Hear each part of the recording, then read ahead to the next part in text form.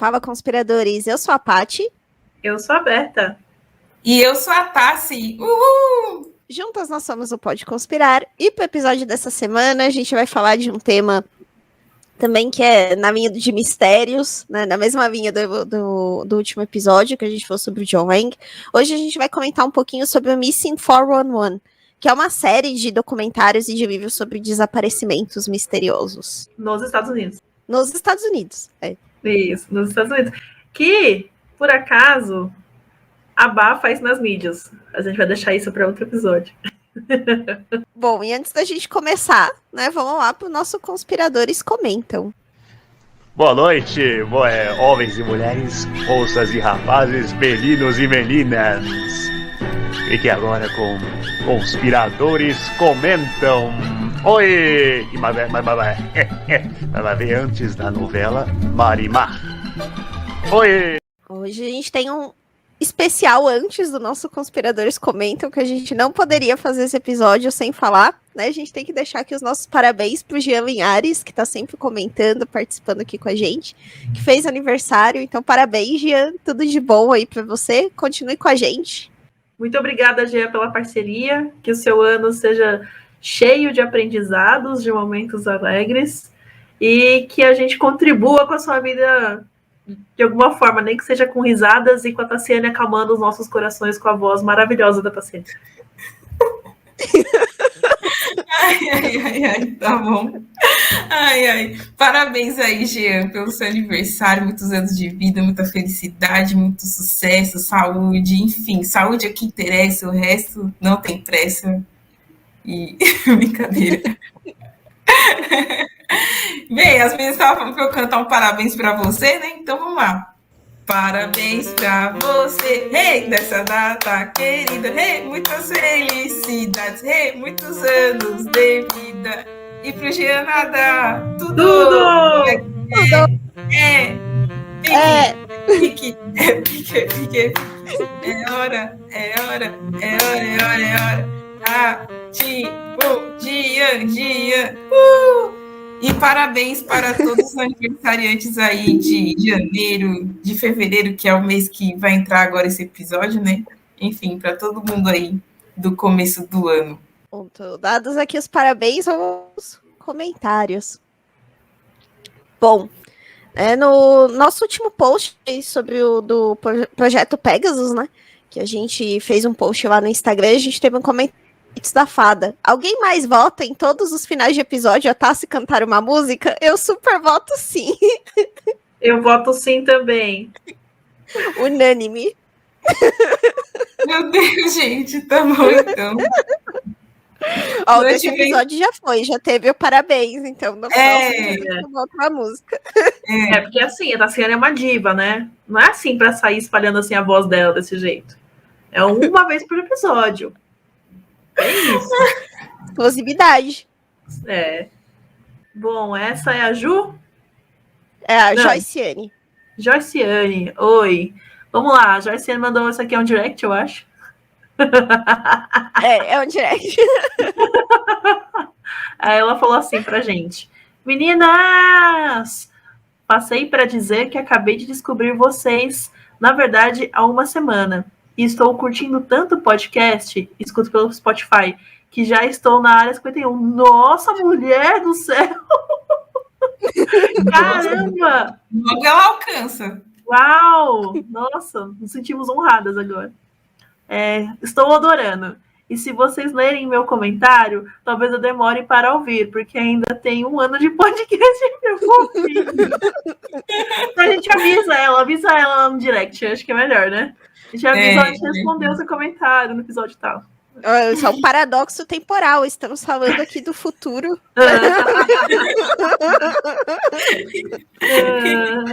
Mas assim, parabéns. A conversa de vocês é leve, divertida e não deixa de trazer os pontos principais das teorias da conspiração. Gratidão, estou amando. Meu nome é Joyciane, meu nick não ajuda, né? Deve ser um nick bem diferentão, né? O nickname dela. Mas muito obrigada, Joyce. Muito bem-vinda à nossa galera da conspiração aqui. Nós nos sentimos muito felizes quando recebemos um comentário desses, porque Bom, a gente já falou aqui milhões de vezes, mas se vocês estão entendendo a nossa mensagem, que é uma coisa mais leve, uma coisa mais preocupada, que é literalmente como se a gente estivesse sentado numa mesa conversando, tomando um chá da tarde, contando fofoca, ótimo, maravilha, entendeu? Estamos cumprindo os nossos requisitos, então muito obrigada mesmo. É isso aí. Em breve vocês verão a gente na TV, tô brincando. Amém, irmão. Quem sabe, né? Bem, agora eu vou ler aqui o comentário do Mac, né? Que sempre também está aqui contribuindo com seus comentários nos episódios. E ele falou no último episódio que gravou lá sobre o John. Enfim, quem viu aí o caso, né, do último episódio. Ele falou assim: Hello, pretty ladies. Não precisa nem abrir muita discussão sobre esse caso. A polícia zerou o cara, óbvio.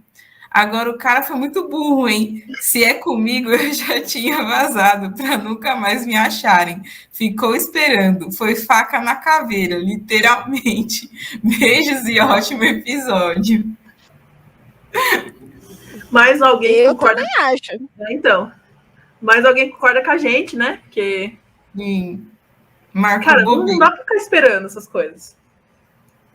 Não, depois daquela van lá com a câmera, no dia seguinte eu já tava. Nossa, com certeza. Eu tava em outro país já. Aquela lá foi tenso mesmo. Aquela câmera estranha. O próximo comentário foi no YouTube que esse eu vi, que é o MWT. MWT, a gente não sabe o seu nome, MWT, mas legal. Seus comentários são sempre muito bons, né? Eu vou ler aqui um trechinho dele. Ele comentou naquele do Kennedy, né? Sobre os tiros. Isso mesmo. E aí ele falou assim, um dos comentários dele. Um tempo atrás, selecionaram atiradores excepcionais e deram o mesmo rifle para eles executarem disparos dentro do tempo suposto em que Lee Oswald teria realizado todos os disparos, e nenhum deles conseguiu efetuar todos os disparos dentro do suposto tempo. Isso por uma questão de mecânica da arma e outros fatores. Logo, não seria possível apenas um atirador. Notem no vídeo do assassinato de Kennedy que há disparos muito rápidos para ter sido disparados de um rifle de ferrolho manual. Foi supostamente utilizado por Lee Oswald, um rifle carcano, e a direção de onde supostamente estava Lee Oswald não bate com a direção dos disparos. Nossa, você vê que é uma pessoa que entende, né? Entende aí. Muito obrigada pela sua contribuição, MWT. Muito interessante mesmo. Foi o que a gente discutiu, né? Eu também acho bem improvável, assim, de ter sido uma pessoa só. Né? Não tem como. Bom, e a gente tem aqui um último comentário do Daniel Meireles, né, que deixou num dos nossos últimos vídeos. Me amarro demais no podcast de vocês. Valeu, Daniel, seja bem-vindo a mais nossa pirâmide de teorias da conspiração. Exato. Por falar em pirâmide, lá vamos nós fazer o jabá de sempre. Então, se você está vendo aqui os nossos rostinhos, então significa que você está assistindo a gente pelo YouTube. A gente é o @podeconspirar no YouTube e também no Instagram. Então, você pode comentar tanto nos vídeos dos episódios, como no post específico do episódio, ou mandando direct pra gente. Também a gente está aceitando assim muito de vocês as avaliações nos streamings, nas plataformas de streaming, Apple Podcast, Spotify, Deezer, porque isso faz com que o algoritmo entenda, né, que o nosso conteúdo é bom e comece a compartilhar mais. Inclusive, eu queria pedir para vocês, para que se vocês estiverem vendo pelo YouTube, ou se vocês ainda não viram o nosso vídeo pelo YouTube, vai lá no YouTube, dá o seu like, deixa o seu like, né? Segue a gente lá, porque tem bastante gente assistindo, mas não tem deixado o like ou o comentário. Então, por favor, deixa lá o like para que o YouTube entenda que o nosso conteúdo é relevante. Tá bom? Falamos então aqui do Conspiradores Comentam. Vamos lá para as nossas indicações. Cara, a minha indicação é: não se perca num parque dos Estados Unidos.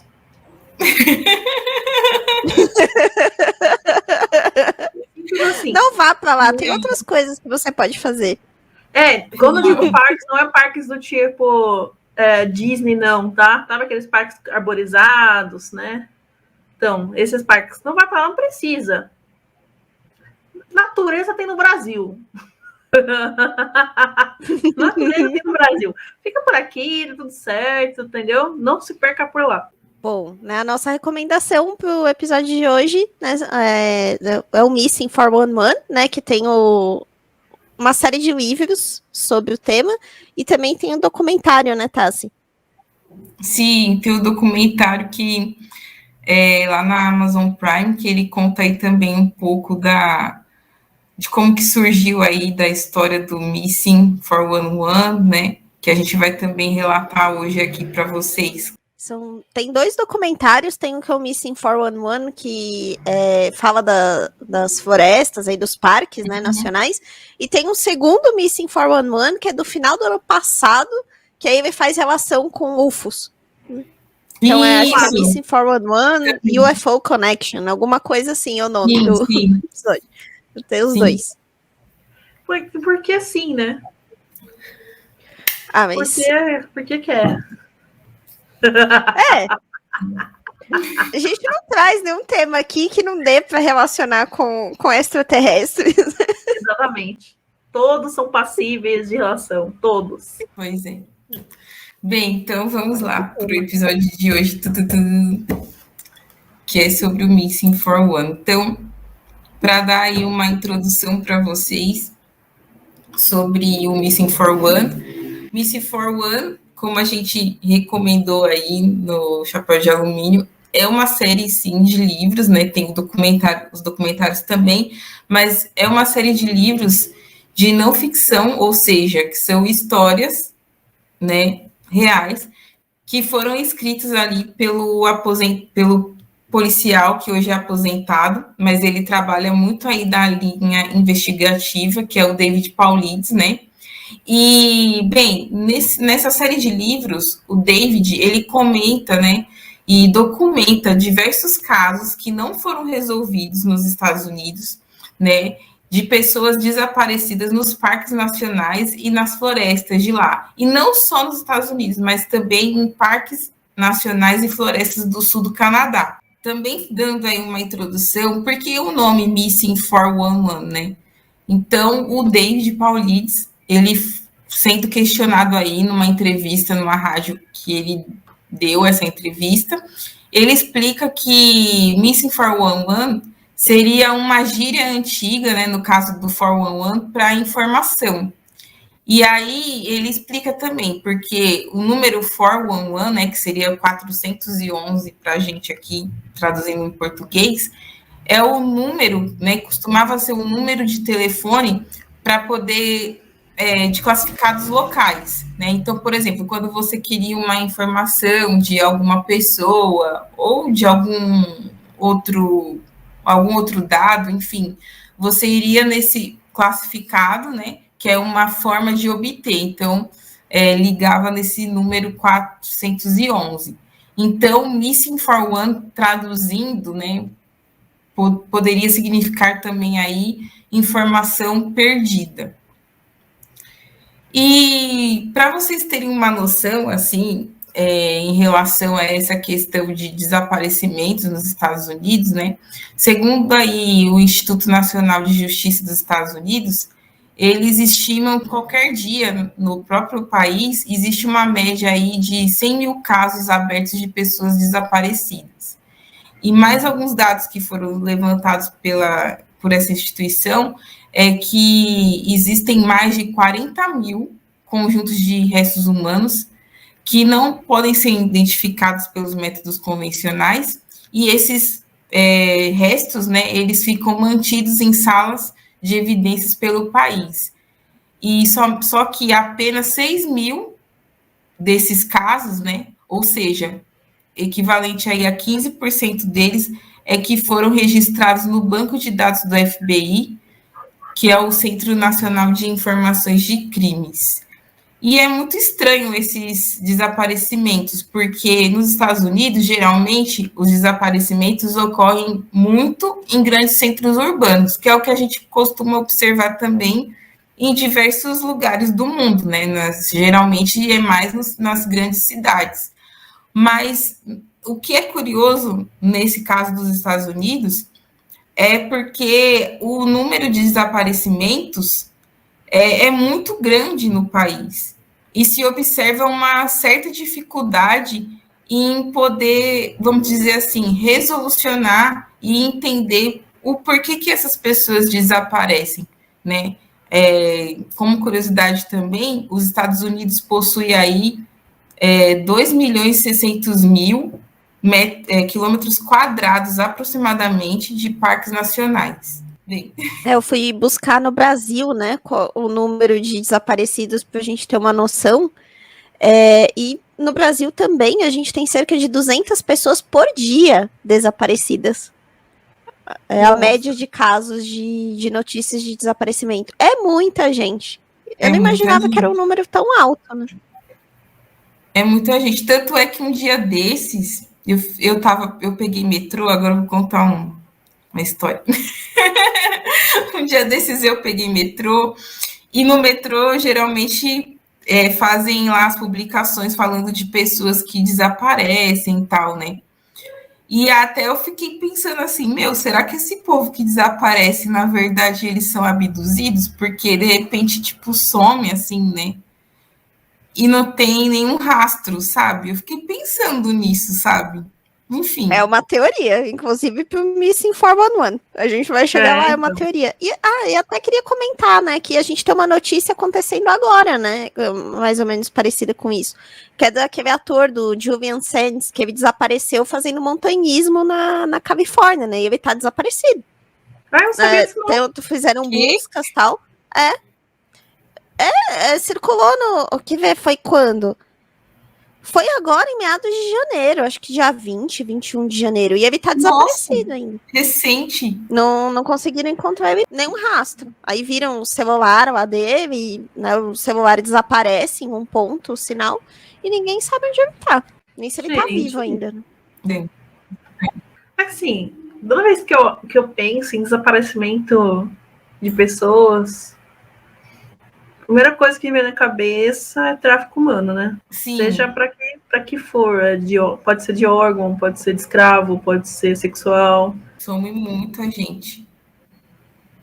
Muita gente mesmo. E a gente sempre fica sabendo de algum caso de, tipo, alguém próximo que sumiu. Pelo menos essa semana eu já fiquei sabendo de uma pessoa que sumiu por aqui na região também. Não na região que eu moro, na região onde fica a minha igreja.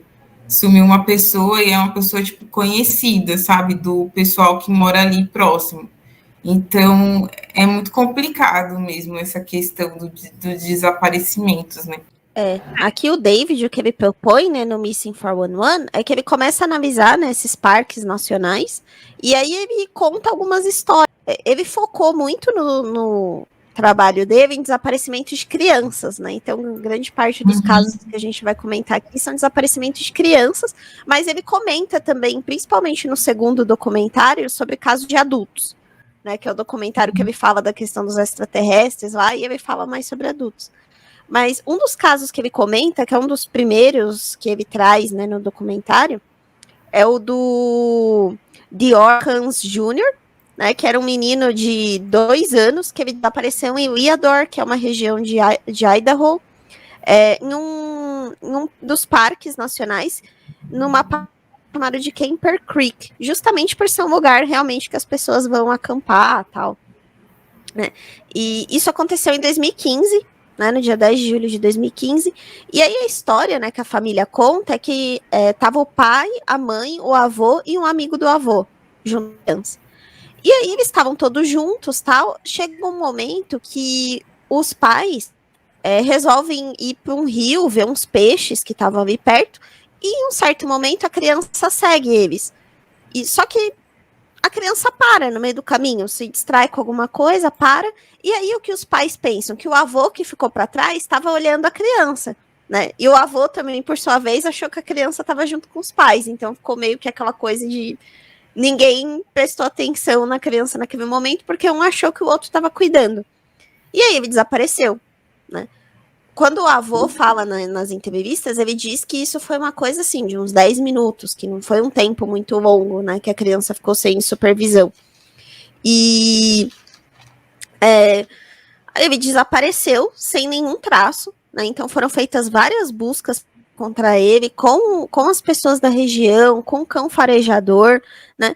E não conseguiram encontrar. Eles vasculharam toda a região e assim, é uma região de camping, montanha. Então não é um terreno que uma criança consiga caminhar com muita facilidade. Às vezes nem um adulto consegue caminhar com facilidade, né, nas trilhas. Imagina uma criança de 2 anos, né?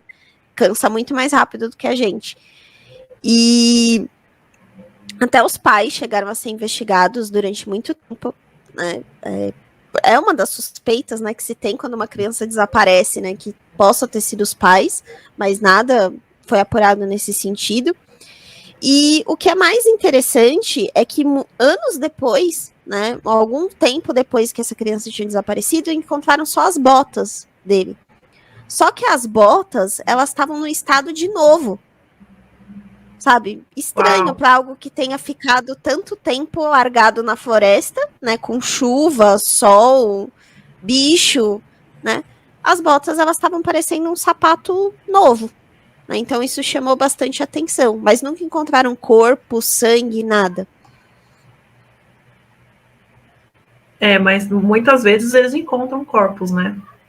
O Paulides, ele lista, assim, algumas coincidências que acontecem em todos os casos, né?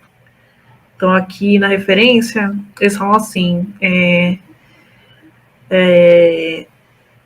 cães farejadores incapazes de encontrar rastros, sabe, dos desaparecidos. E ele dá até uma porcentagem, que é de 98% a 99% dos casos. Então, você imagina, né? De repente, o cheiro da pessoa passa, o que é realmente muito estranho, né? A janela do tempo dos desaparecimentos, que geralmente acontece durante o fim da tarde, e o fato de que, como muitas vítimas, como a Paty mesmo falou, são achadas com roupas e calçados retirados. Então, são coincidências muito, muito marcantes, assim, principalmente esse negócio do sapato. Eu acho bem, bem interessante, né? Por vezes, também corpos são encontrados, e muitas vezes esses corpos estão a distância, sim, inimagináveis do ponto onde eles foram, entre aspas, né, onde desapareceram, porque, como a Paty bem falou, é um terreno que é muito, assim, o acesso é muito difícil, e que quando crianças são encontradas vivas, por exemplo, né, elas estão no estado de choque tão alto que elas não conseguem falar sobre o que sobre o que aconteceu. Né? Uma característica bem importante também é que muitas são encontradas com uma febre bem baixa, e quando perguntadas, elas evitam falar sobre o assunto. Então, assim, é um pouco assustador? Talvez. Eu tô começando a ficar com medo? Tô. Talvez. Então, é complicado mesmo, né? Tem umas teorias aí que, tipo, assim, porque o próprio David Paulides, ele fala sobre... Ele também já relatou algumas coisas sobre o pé grande, né? Então, e a credibilidade da pessoa que relata sobre o pé grande? Como é que fica? Por falar nisso, já tem um episódio falando sobre Yeti pé grande aqui. Então, se você não viu ainda, volte casas muito atrás. Vai procurar lá, que lá tem. Isso. E aí meio que atribui também o desaparecimento dessas pessoas por conta do pé, tipo assim, que o pé grande foi lá, entendeu? E raptou, vamos dizer assim, né? Mas aí eu acho que é mais uma teoria mesmo da conspiração do que, não sei, não dá para dizer, né? Porque tem muitos casos, por exemplo, tem um caso desses já é um caso mais recente também, assim como esse que a Paty falou, esse primeiro, tem um caso do Danny Filipides, né, que foi em fevereiro de 2018. Esse caso já não foi nos Estados Unidos, foi no Canadá, né? No Canadá não, o cara é canadense, isso mesmo. Ele é canadense, né? E ele foi em uma viagem de esqui com os amigos dele para Nova York. E ele, no momento ali do dia, já eram 2 horas da tarde, né? Eles já tinham esquiado por bastante tempo e eles estavam se preparando ali para ir para um alojamento. E o Danny falou assim que ele queria de novo descer a montanha, né? Antes deles almoçarem. Só que aí o que aconteceu? Tipo, o Danny saiu quando era 16 horas, o pessoal foi ligar para ele porque ele tinha sumido, tipo, não tinha voltado mais. Ligou para ele, mandou SMS, essas coisas e nada dele responder nem nada. Aí eles começaram a procurar o Danny e não conseguiu achar ele. Então eles já tipo deram como se ele tivesse sido desaparecido. Aí, para poder encontrar o Danny, cerca de 130 pessoas acabaram vasculhando essa montanha que eles estavam, né? E não encontraram ele de jeito nenhum. Beleza. Depois de 6 dias, a esposa do Danny recebeu um telefonema, né? E nesse telefone, ela achou estranho porque era um número desconhecido, né? E assim, era o Danny falando com ela. E o Danny tava com a voz assim um pouco diferente. E ele tava assim meio tipo desconectado das coisas, entendeu?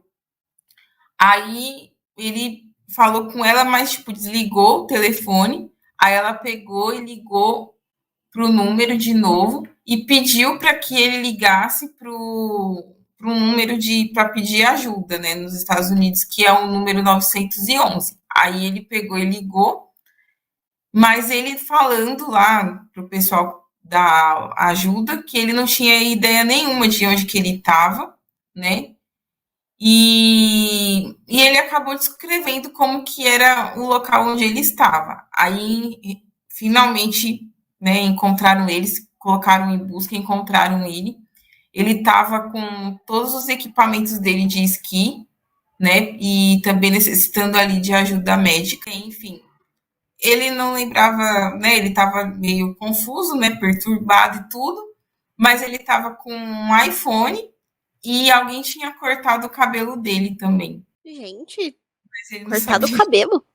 Uhum. Específico. Tá mais com cara Que de seita doideira. do que qualquer outra coisa, né? E Cortar o engraçado que a cabelo. gente fala de casos recentes, mas tem casos muito antigos também. Dos casos que ele comenta é o caso do Bob Bishop, que foi em 1958. E esse foi no Colorado. Também foi num desses parques, né? O Saint Malo, que também era para camping e tal. E era uma criança de 10 anos, então uma criança um pouco maior, né? Mas também a mesma história, tava lá com os pais, tal, acabou se afastando por alguns minutos, sumiu. Fizeram cerca de 400 buscas por ele, jogaram folhetos de helicóptero, mais de 5.000, né, pedindo para que ele fosse até um ponto de encontro, né, que os pais dele estavam esperando por ele. Essas buscas terminaram depois de cerca de 90 dias, porque não teve resultado nenhum, então presumiram, né, que ele tinha morrido. E aí 2 pessoas acharam, muito tempo depois, anos depois, acharam o corpo dele, sem as roupas, igual, né, a Beta comentou, o padrão, né, de encontrar sem a roupa, e o aparelho auditivo que ele usava, também encontraram, né, ele tinha um problema de audição. E o mais curioso é que acharam esses restos dele em um lugar onde eles já tinham feito várias vezes, inclusive com os cães farejadores. Então, se aqueles restos estivessem lá antes, eles com certeza teriam encontrado. E esses restos foram achados num lugar muito, muito longe de onde ele sumiu, e com uma trilha muito íngreme, tanto que as pessoas que foram procurar tinham dificuldade de chegar até lá, né? E pessoas já experientes, locais, que já conheciam ali. Então ninguém conseguiu entender como que uma criança de 10 anos teria conseguido chegar lá tão longe sozinha. Toda vez que tem criança envolvida, me dá um negócio assim. Dá um mal-estar. É difícil pra mim. Nossa. Mas enfim, existem N relatos, assim, né? Pra vocês verem, de décadas, né? Como a Paty bem mencionou. Com como eu já disse também, diversas coincidências. Mas, dentro desses desaparecimentos, o que vocês acharam? O que poderia ser o motivo? Então, a gente já listou aqui, a gente já deu alguns spoilers, né? A gente tem a abdução, né? Pode ser o pé grande, pode ser que seja uma seita. O que mais que vocês acharam? Se quiser esmiuçar um dos desses. Bom, então, uma das primeiras teorias que surgiram, né, logo que os mentes começaram, é que seriam animais, né, que tivessem pegado essas pessoas. Né, uma região de mata, tal, né, então, é uma das primeiras coisas que se pensa é que eles foram atacados por alguém. E aí tem alguns números que desmentem um pouco isso. Eles suspeitaram de um animal que geralmente vive nesses lugares, né, desses parques nacionais e nessa parte aí do Canadá, né, com os Estados Unidos. Só que desde 1914 teve apenas 15 conhecidos desse leão da montanha, desde 1914 até agora. E quando você olha para alguns casos, também não parece que é isso. Por exemplo, tem um caso do Jerry Atadero, que é de 99, foi no Colorado também, um menino de 3 anos, mesma história, sumiu, estava lá com a família, desapareceu.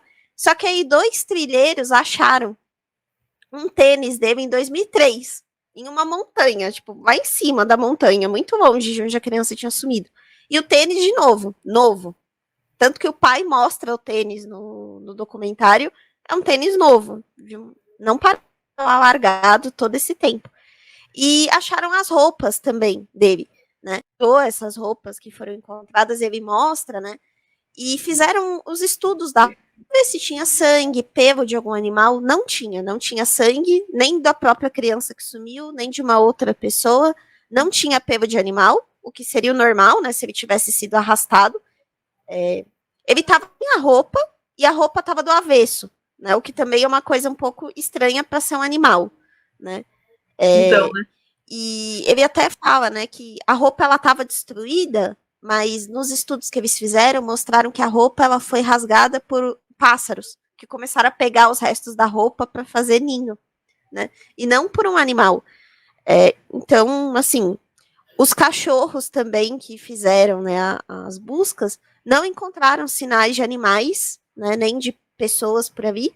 Então, essa hipótese já não parece, né, ser um ataque de animal. Nossa, gente, tem muito caso mesmo estranho, né, em relação a isso. Tem um caso também que eu achei estranho, que é de uma menina, né, Catherine Van Alst, uma menina de 8 anos, mas esse caso já é um caso antigo, que ela acabou se perdendo nas montanhas Ozark em 1946.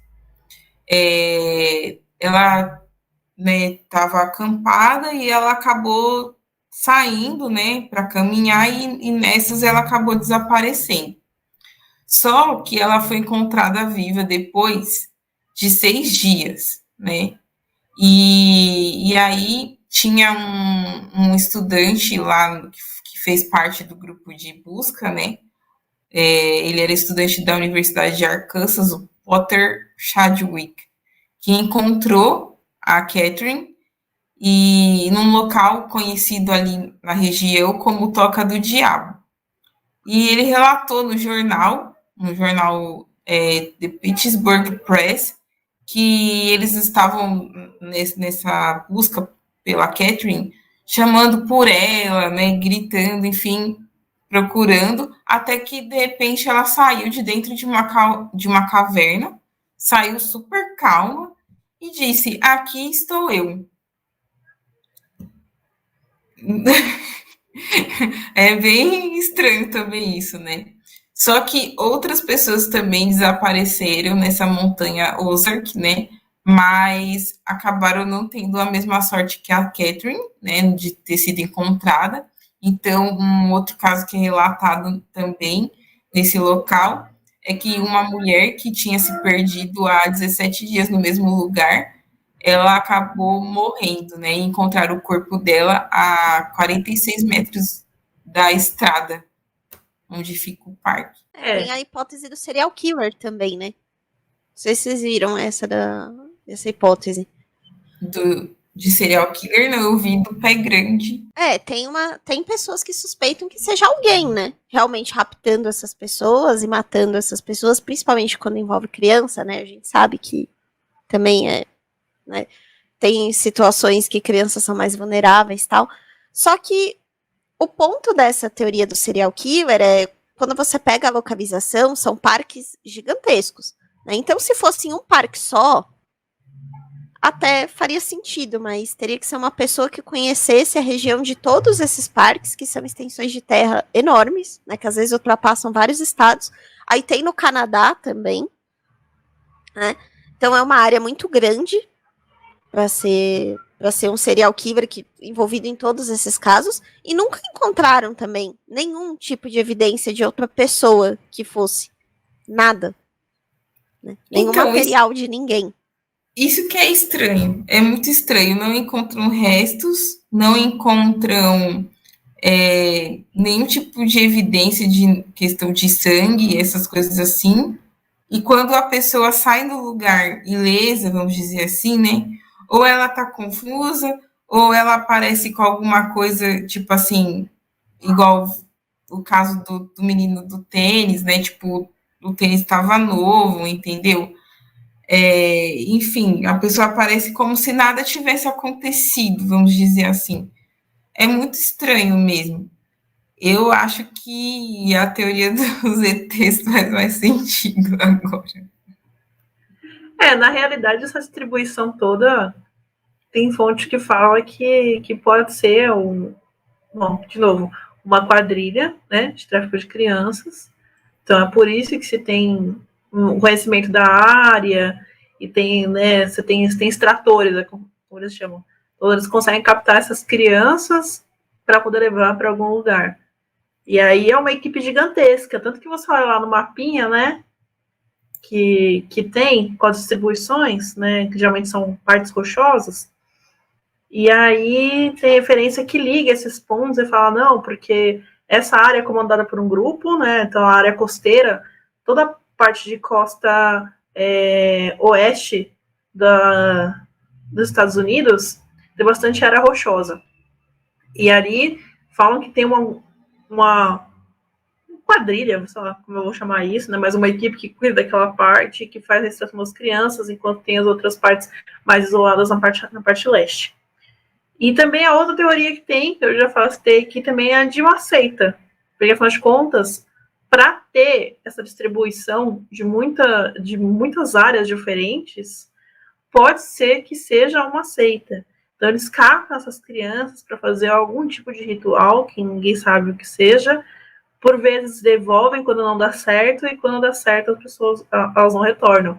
E aí, tanto essas roupas que são deixadas pelo meio do caminho são como se fossem pistas ou oferendas para alguém que as pessoas não sabem dizer onde que é, né? Fonte, Reddit. Né? Como sempre. Não, essa teoria da seita, até que é plausível, porque geralmente essas seitas também escolhem lugares isolados, Exato. Né, para manter os membros, tal, justamente para dificultar contato com o mundo exterior, né? Então, exato, exatamente. Talvez seja. Também plausível mesmo. Até mesmo esse ponto, uma de vocês falou de alguém que raspou o cabelo, foi o Tassi? A Tassi comentou com uma pessoa. Foi, que cortou o cabelo. Cortou o cabelo, isso. Então, tá vendo? Que é muito específico. Então pode ser que seja mesmo uma seita. E tem a teoria dos ETs, né? Claro. Que é o segundo documentário é basicamente todo para falar da teoria dos ETs. E tem uma das histórias que eu escolhi para trazer aqui, que eu acho que aqui ilustra melhor o que eles falam, né, da teoria, que é a história do Cor Higdor. Ele é entrevistado nesse documentário. E é importante a gente falar também que tem um movimento que é uma espécie de observatório, né, de UFOs dos Estados Unidos, que é dirigido pelo Pete Davenport, e eles monitoram esses desaparecimentos, né, porque a teoria deles é que esses desaparecimentos estão ligados com abduções, né, e aí uma das pessoas que eles indicam para falar no documentário é o Cor, e pela história dele, que ele diz que aconteceu em 74, que ele estava caçando alces na região, porque tem muitos ali, né, na região desses parques estaduais, né, são regiões de mata, tal, então tem bastante. E aí o que ele conta é que ele estava lá caçando os alces e ele viu vários alces parados, ele atirou, só que ele percebeu que mesmo atirando os alces não se mexeram, o que ele achou muito estranho. E aí ele percebeu que a bala que ele tinha atirado não atingiu ninguém, como se ela tivesse atingido uma barreira invisível e caído. E aí foi que ele disse que percebeu uma estrutura parada naquele lugar, como se fosse uma caixa de vidro de uns 2 metros de altura. Fala que era toda transparente, como se fosse uma caixa de vidro. E aí saiu uma criatura de perto dessa caixa de vidro. Essa criatura, ela tinha meio que cones no lugar dos dedos, uma fisionomia que lembrava uma fisionomia humana, mas ela tinha, né, essa cor meio acinzentada, os cones no lugar dos dedos. A criatura dá para ele algumas pílulas que ele toma, ele fala que tomou 4 pílulas que vieram meio que levitando em direção dele, e que depois disso ele se lembra de ter sido transportado para um outro lugar, né, que pela descrição que ele dá, parece ser uma nave espacial, que tinha alces levados para esse lugar também, e que essa criatura chamava Oso, falou para ele que o nome dele era Oso, começou a falar para ele que o povo dele vinha até aqui no planeta Terra, porque eles se alimentavam também de alces, então o povo dele vinha até aqui para pegar alces, né? Eles gostavam de estar naquela região por causa disso. E aí ele fala que essa criatura falava com ele, mas os lábios não se mexiam, era como se fosse uma conversa por telepatia. E aí, em um momento, ele diz que foi mandado de volta, né? E aí o que o Carl fala é que ele foi mandado de volta, ele teve a impressão, né, de que ele foi mandado de volta, porque em algum momento da conversa, eles começaram a falar sobre questões de saúde e tal, e de fertilidade. E o Carl tinha feito uma vasectomia. Então ele ficou com a impressão de que ele foi descartado por ele não ser uma pessoa fértil, né? Talvez pro objetivo que aquelas criaturas tinham, ele não era uma pessoa adequada. E aí ele disse que foi largado no meio da floresta, né? Ele acordou lá no meio do mato, sem entender direito o que estava acontecendo. Ele fala que alguns problemas de saúde que ele tinha antes foram curados, né? Ele conta que ele tinha algumas lesões no pulmão por conta de uma tuberculose que ele teve, e que essas lesões melhoraram depois disso que aconteceu com ele. E é a história dele, né? Até hoje ele mantém aí essa versão, ele fez vários desenhos de como que era essa criatura, de como que era essa nave que ele viu. Ele chegou a ser entrevistado por um médico, que era o Dr. Will Sprinkle, da Universidade de Wyoming. Chegou a hipnotizar, estudar a versão dele, não conseguiram pegar nada que desacreditasse, né, a versão dele. E é isso, assim, é a história que ele conta, né, de que ele teve esse encontro aí com entidades, e aí na hora que o Paulides faz o estudo, ele vê que a região que o Carl fala que foi abduzido é a mesma região de alguns dos desaparecimentos, inclusive daquele primeiro desaparecimento que eu comentei, que era do menino, que era o Dior Kans, né, de 2015. Mais ou menos a mesma região que aconteceu. Então a versão dele é de que realmente essas criaturas estão ali por causa dos alces, em alguma coisa envolvendo os alces, alguma pesquisa que eles façam, ou até mesmo para subsistência deles, e que essas pessoas sejam, na verdade, abduzidas. Por isso que elas nunca mais são encontradas, não tem rastro de nada, as roupas ficam para trás. Gente, mas é uma história muito detalhada. Sim. Eu fico impressionada, assim, Sim. Como ele lembra de todos os detalhes.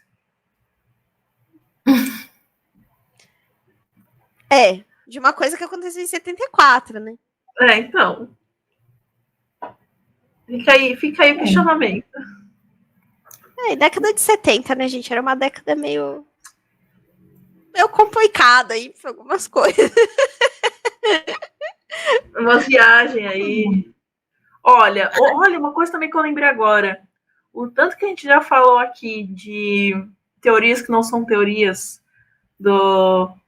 dos Estados Unidos fazendo teste com crianças, fica aí a questionamento. Só joguei. Verdade. Tem isso também. Seria um bom lugar, né? Pra fazer isso. Isolado. Né? Fica aí o É questionamento, mesmo? tá? Só joguei aqui, ó. Vai lá, agora a gente vai lá e relaciona as décadas que a gente falou dos testes com crianças com desaparecimentos. Vamos ver se não rola. É a teoria dentro da teoria, de novo. Claro. Sim. Bom, gente, então, né, a ideia é fazer hoje um pouco para vocês, né, desse estudo aí do Missing 411, né, mais um daqueles episódios que a gente chega no fim sem nenhuma conclusão, né, só trazendo hipóteses aqui para vocês, mas que no mínimo é curioso, né, todas essas coincidências de região, do que aconteceu, né. Tô bem curiosa de saber se existe algo parecido falando sobre o Brasil.